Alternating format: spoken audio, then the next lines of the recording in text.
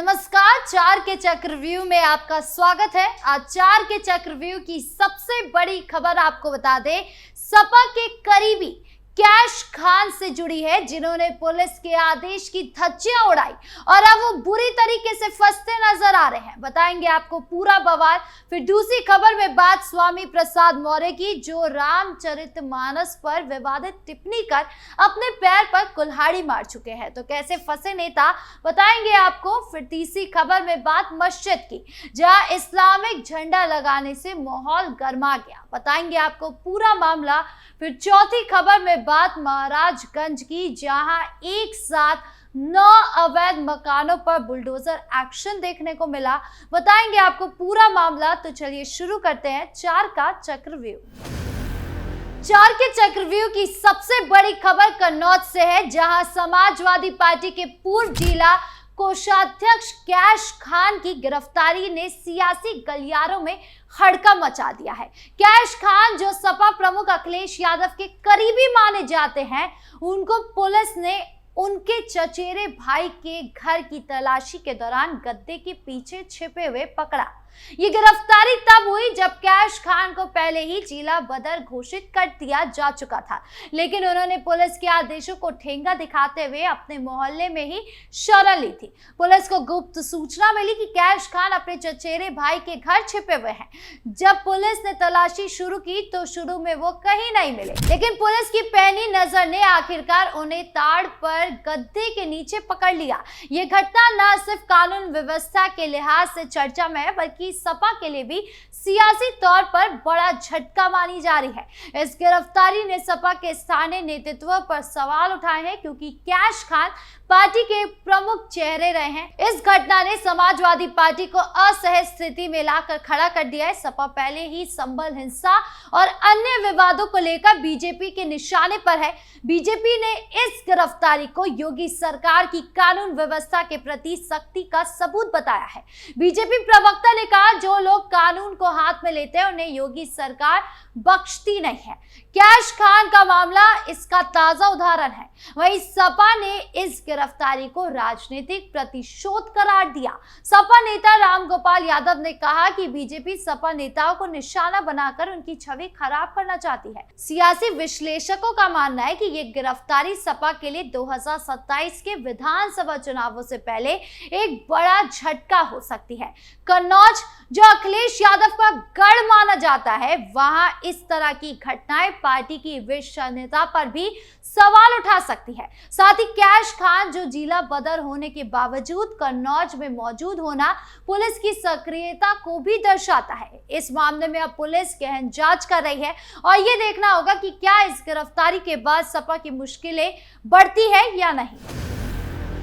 दूसरी बड़ी खबर में बात स्वामी प्रसाद मौर्य की, जो एक बार फिर अपने विवादित बयान के कारण सुर्खियों में है। इस बार मामला रामचरितमानस को लेकर उनके बयान से है, जिसके बाद वाराणसी में उनके खिलाफ एफआईआर दर्ज की गई है। मौर्य ने 22 जनवरी 2023 को एक टीवी इंटरव्यू में रामचरितमानस को बकवास करार देते हुए कहा था कि इसे तुलसीदास ने अपनी खुशी के लिए लिखा था और इसमें दलितों और महिलाओं का अपमान किया गया है। उन्होंने सरकार से इस ग्रंथ के आपत्तिजनक हिस्सों को हटाने या पूरे ग्रंथ पर प्रतिबंध लगाने की मांग की थी। इस बयान ने न केवल धार्मिक भावनाओं को आहत किया, बल्कि सियासी तूफान भी खड़ा कर दिया। वाराणसी के चेतगंज थाने में उनके खिलाफ धारा 153A, 504 और 295A के तहत मामला दर्ज किया गया है। बीजेपी ने इस बयान को सनातन धर्म पर हमला करार दिया और कई हिंदू संगठनों ने मौर्य के खिलाफ विरोध प्रदर्शन किए। विश्व हिंदू परिषद और बजरंग दल जैसे संगठनों ने मौर्य से माफी की मांग की। बता दें कि ये पहली बार नहीं है जब मौर्य अपने बयानों के कारण विवादों में घिरे हैं। इससे पहले भी उन्होंने हिंदू धर्म को धोखा और साधु संतों को आतंकवादी कहकर सियासी हलचल मचाई थी। मौर्य का दावा है कि वो दलितों और वंचित वर्गों के हक की बात उठा रहे हैं, लेकिन उनके बयानों ने सपा को मुश्किल में डाल दिया है। हालांकि सुप्रीम कोर्ट ने जनवरी 2024 में इस मामले में मौर्य को राहत दी थी, जब उसने उनके खिलाफ आपराधिक कार्रवाई पर रोक लगाई थी। फिर भी वाराणसी में नई एफआईआर ने मौर्य की मुश्किलें बढ़ा दी है। यानी उनकी कभी भी गिरफ्तारी हो सकती है। लेकिन सवाल ये उठ रहा है कि आखिर स्वामी मौर्य इस तरह के बयान दे क्यों रहे हैं? तो इसका जवाब है, नेता को समझ आ गया कि तुष्टीकरण की रणनीति ही अब उनका साथ दे पाएगी, और अगर अखिलेश यादव ने वापस उनको जोड़ना है तो समाजवादी पार्टी में आना है तो इस तरह के बयान देने ही होंगे, ताकि सपा की विचारधारा से उनकी सोच मेल खाए। क्योंकि समाजवादी पार्टी की विचारधारा देखें तो वो भी ऐसे ही झलकती है, कभी राणा सांगा को लेकर बयान तो कभी गौ माता का अपमान करना। यही सब देखते हुए स्वामी प्रसाद मौर्य भी उसी राह पर चल पड़े हैं। खैर, अब उनकी गिरफ्तारी कब तक होती है ये देखने वाली बात होगी। अब बढ़ते तीसरी खबर की ओर, जो कौशांबी से है, जहां मिनारा मस्जिद में इस्लामिक झंडे को तिरंगे से ऊंचा लगाने की घटना ने माहौल को गर्मा दिया है, जिसके बाद मस्जिद के इमाम और कुछ अन्य लोगों के खिलाफ पुलिस ने मामला दर्ज किया है। इस घटना ने स्थानीय लोगों में गुस्सा पैदा किया और बीजेपी नेताओं ने इसे राष्ट्रीय सम्मान का अपमान करार दिया। पुलिस के मुताबिक मस्जिद पर तिरंगे से ऊंचा इस्लामिक झंडा लगाया गया, जो राष्ट्रीय ध्वज संहिता का उल्लंघन है। इस मामले में स्थानीय लोगों ने शिकायत दर्ज की, जिसके बाद पुलिस ने कार्रवाई शुरू की। बीजेपी प्रवक्ता ने कहा, ये देश के सम्मान के साथ खिलवाड़ है। विपक्षी दल ऐसी घटनाओं पर चुप क्यों है?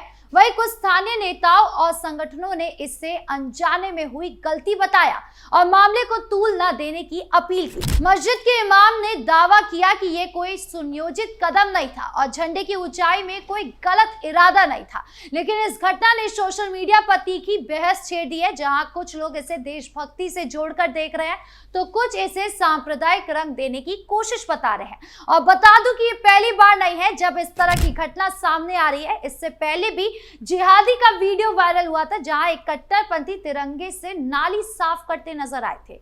इनकी सोच किस तरह की है ये तो वीडियो बता रही है। हालांकि पुलिस ऐसे कट्टरपंथ सोच और माहौल गरमाने वाले लोगों पर लगातार एक्शन ले रही है। पुलिस ने इस मामले में भी जांच तेज कर दी है। अब जांच में क्या कुछ सामने आता है ये देखने वाली बात होगी। चौथी और आखिरी खबर महाराजगंज से है, जहां योगी सरकार का बुलडोजर एक बार फिर गरजा है। जिला प्रशासन ने 9 अवैध मकानों को ध्वस्त किया है। ये मकान कथित तौर पर सरकारी जमीन पर बने थे और इनके खिलाफ लंबे समय से शिकायतें थी। पुलिस और प्रशासन की संयुक्त टीम ने इस कार्रवाई को अंजाम दिया, जिसमें भारी पुलिस बल तैनात किया गया। स्थानीय लोगों के अनुसार इन मकानों का निर्माण बिना अनुमति के किया गया था और ये कार्रवाई अवैध अतिक्रमण को हटाने के लिए योगी सरकार की सख्त नीति का हिस्सा है। प्रशासन ने दावा किया कि इस कार्रवाई से पहले मकान मालिकों को नोटिस जारी किए गए थे, लेकिन उनकी ओर से कोई जवाब नहीं मिला। इस एक्शन के बाद से योगी सरकार की बुलडोजर नीति पहले भी चर्चा में रही है, खासकर माफिया और अवैध निर्माणों के खिलाफ। लेकिन इस तरह की कार्रवाइयों पर मानवाधिकार संगठनों और विपक्षी दलों की नजर रहती है, जो इसे अल्पसंख्यक और गरीब को निशाना बनाने का आरोप लगाते हैं। इस मामले में अब प्रशासन की ओर से पूरी रिपोर्ट तैयार की जा रही है। अब रिपोर्ट में क्या कुछ सामने आता है ये देखने वाली बात होगी। बहरहाल 4 के चक्रव्यूह में इतना ही। नमस्कार।